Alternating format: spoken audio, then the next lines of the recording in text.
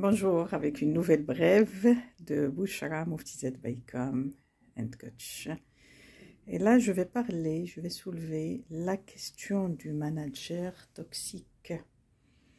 Les managers toxiques. Généralement, on distingue les différents types de managers toxiques. Et actuellement, je suis en train de faire un coaching managérial. Et ce qui est soulevé, c'est que 3 personnes d'une même division reprochent à leur manager d'être toxique.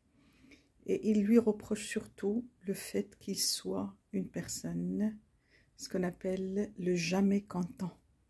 Une personne qui n'est jamais contente, quoi qu'il fasse, quoi qu'il travaille, quelle que soit la rigueur dans leur travail ou dans leurs tâches, ce monsieur-là n'est jamais satisfait. Il n'est jamais satisfait. Donc, ce qui est vraiment important à souligner, c'est que il faut d'abord repérer le type de manager qu'on a ou le type de management qu'on a. Est-ce qu'on est dans ce type de management? Lorsqu'on est face à quelqu'un qui n'est jamais satisfait, il ne faut pas hésiter à s'asseoir avec cette personne. Il ne faut pas hésiter à communiquer avec cette personne sur la tâche sur laquelle il n'est pas satisfait, ou la fonction sur laquelle il n'est pas satisfait, ou le travail que vous avez fait et sur lequel il n'est pas satisfait. Je communique avec lui, première étape.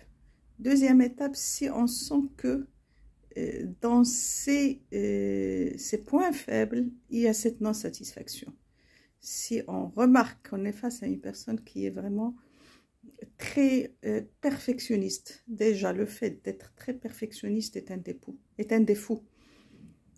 Dès qu'on a une qualité, dès qu'elle dépasse les limites, elle devient un défaut.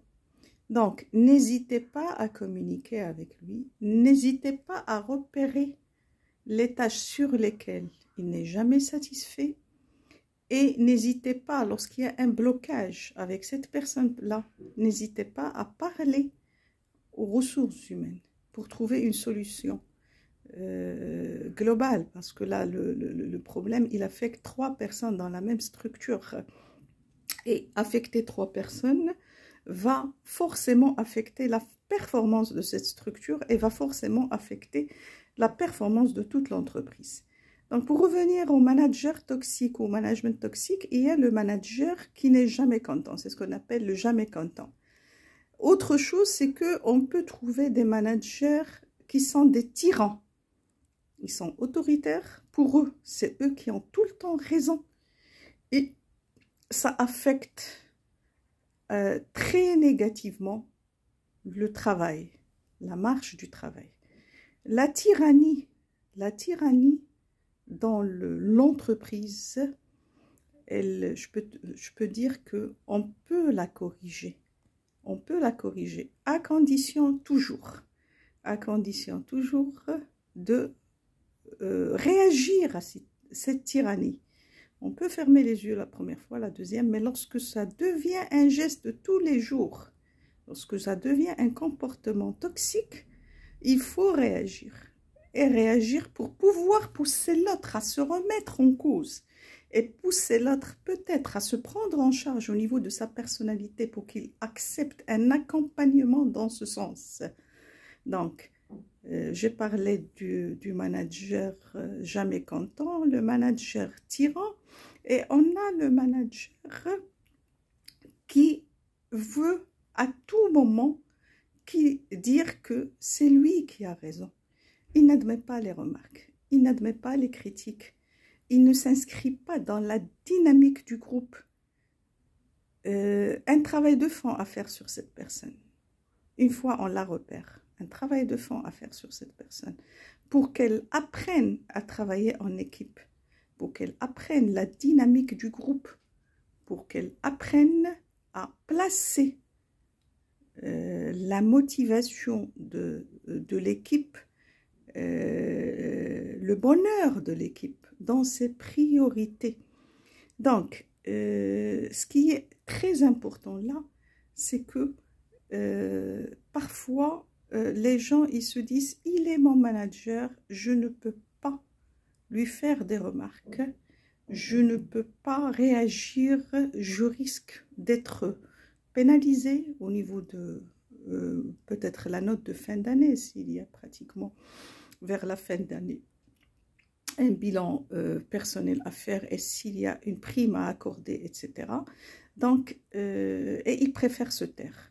Mais malheureusement, lorsqu'on se tait, qu'est-ce qui se passe? Il se passe que on devient démotivé, il se passe que le résultat n'est pas bon, donc on n'atteint pas la performance recherchée.